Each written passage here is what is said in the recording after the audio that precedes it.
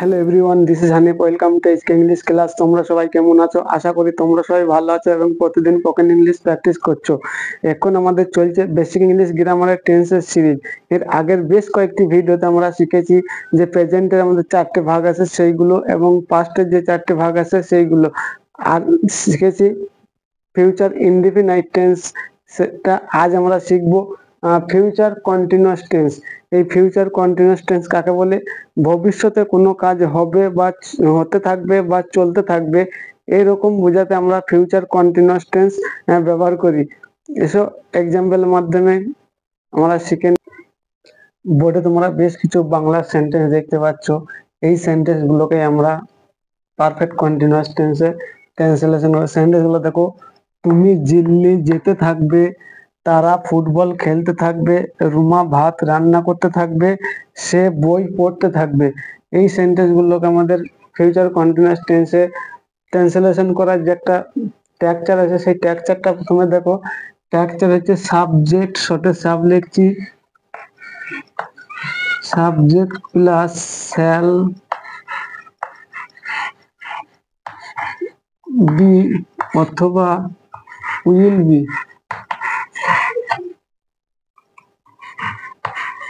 Plus verb plus ING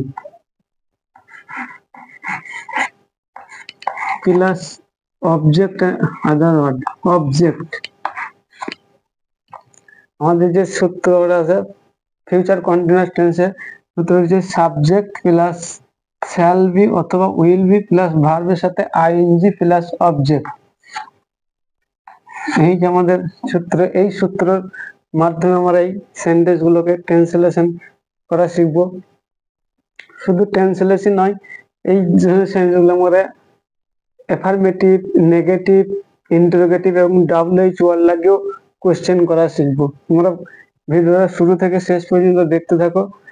প্রথম সেন্টেন্সে তুমি দিল্লি যেতে থাকবে, সাবজেক্টকে তুমি, you will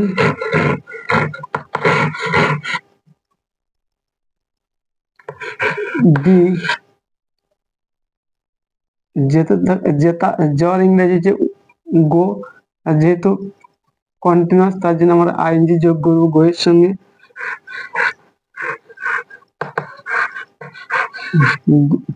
You will be going to Delhi.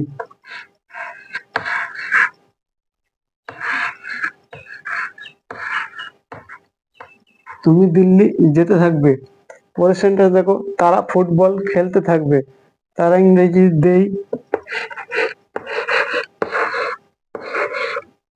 they will be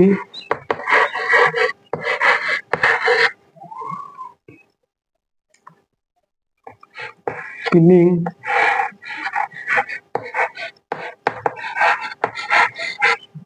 football.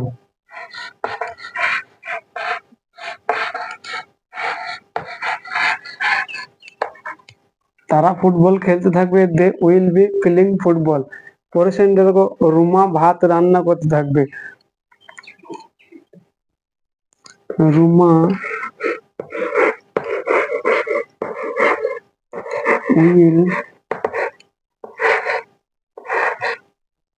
Be cooking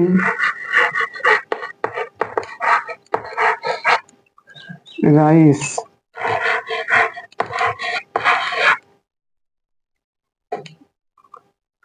Ruma ভাত রান্না করতে থাকবে, Ruma will be cooking rice. কোয়েশ্চেনটা দেখো, সে বই পড়তে থাকবে।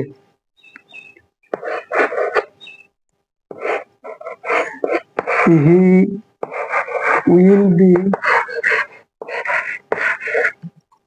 রিডিং। পড়া ইংরেজি যে রিড, এর সঙ্গে আইএনজি লাগে রিডিং।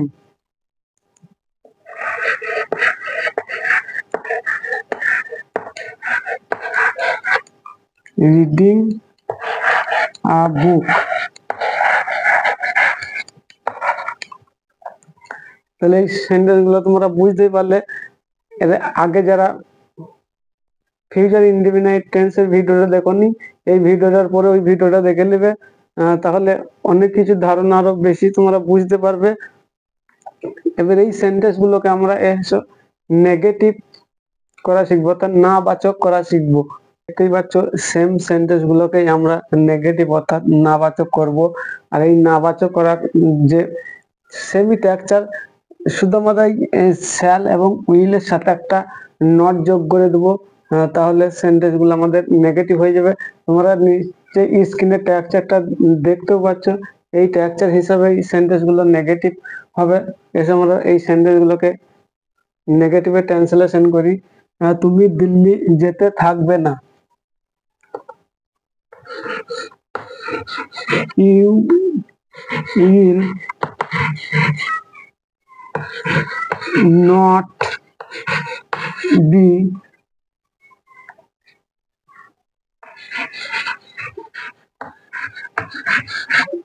going to Delhi.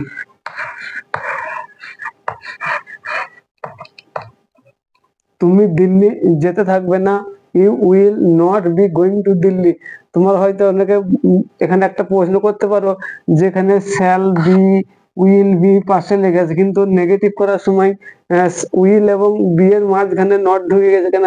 হ্যাঁ, এটাই নিয়ম, যে উইল এবং বি এর মাঝখানেই আমাদেরকে নটটা লাগাতে হবে। পরের সেন্টেন্সটা দেখো, তারা ফুটবল খেলতে থাকবে না,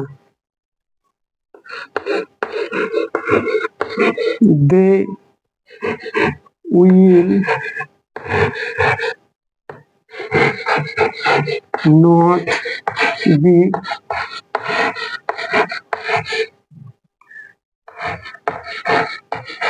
playing football.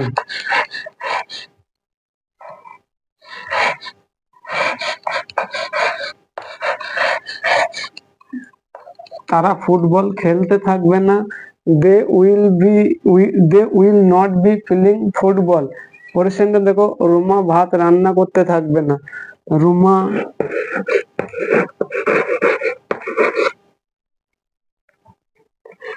will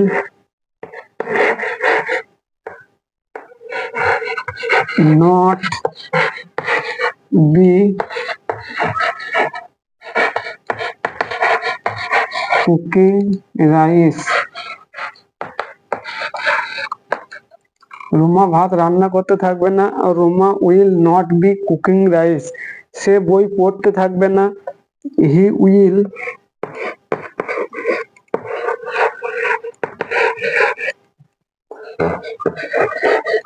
not be reading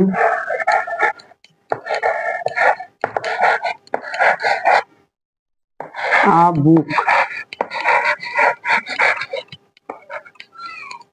তোমার সেন্টেন্স হলো নেগেটিভ দেখতে পারলে, তুমি দিল্লি যেতে থাকবে না, you will not be going to Delhi.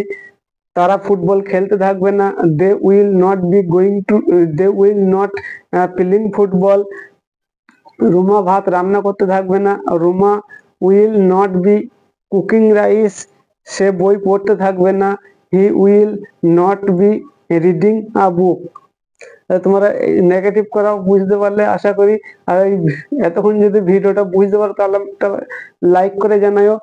এবার আমরা এই সেন্টেন্স গুলোকে ইন্টারোগেটিভ অর্থাৎ প্রশ্নবোধক করা শিখব। সেম সেন্টেন্স গুলোকে আমরা ইন্টারোগেটিভ অর্থাৎ প্রশ্নবোধক করার জন্য নিয়েছি।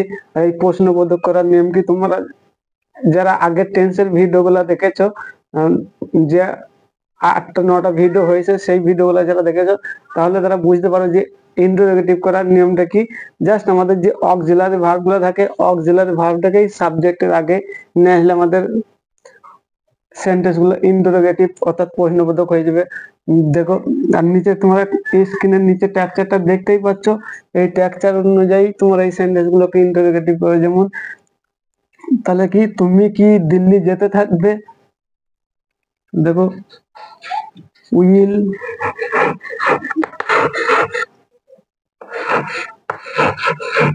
ইউ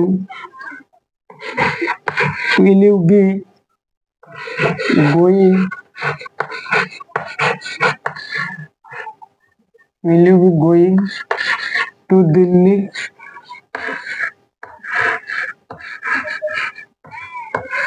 তুমি কি দিল্লি যেতে থাকবে? Will you be going to Delhi? পরের সেন্টেন্সটা দেখো, তারা কি ফুটবল খেলতে থাকবে? উইল দে বি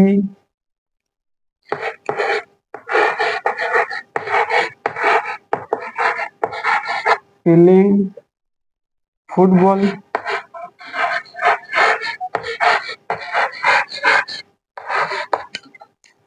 তারা কি ফুটবল খেলতে থাকবে? Will they be playing football? পরের সেন্টেন্স দেখো, রোমা কি ভাত রান্না করতে থাকবে? Will Ruma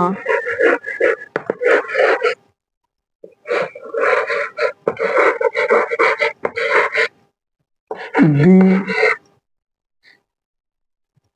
cooking? Will Roma be cooking rice?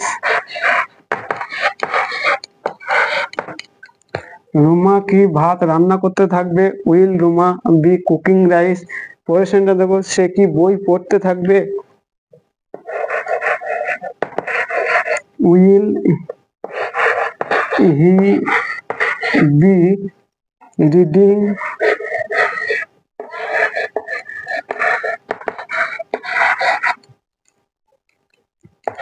A book? তোমরা দেখতে পাচ্ছ, তুমি কি দিল্লি যেতে থাকবে? Will you be going to Delhi? তারা কি ফুটবল খেলতে থাকবে? Will they be playing football?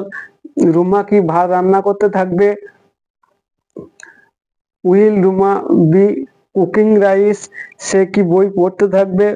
Will he be reading a বুক?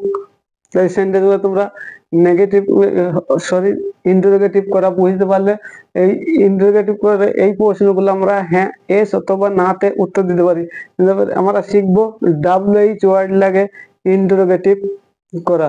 এসব WH ওয়ার্ড আমরা সেন্টেন্স গুলোকে ইন্টারোগেটিভ বোর্ডে দেখো, আমি দুটো সেন্টেন্স লিখেছি WH ওয়ার্ড লাগে কোয়েশ্চেন করার জন্য।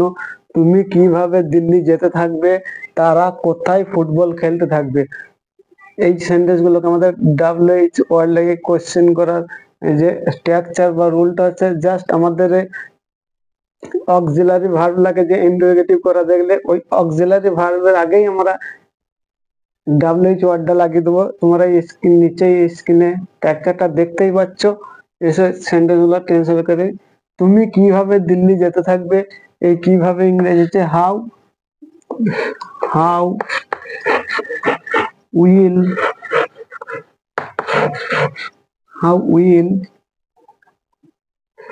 You be going to Delhi?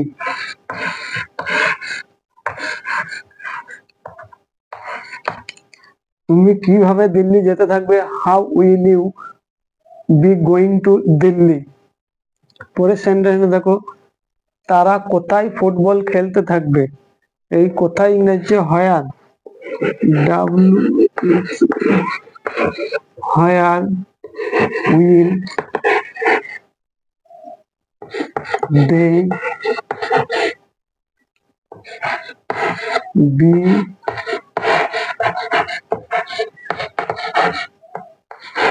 Playing football?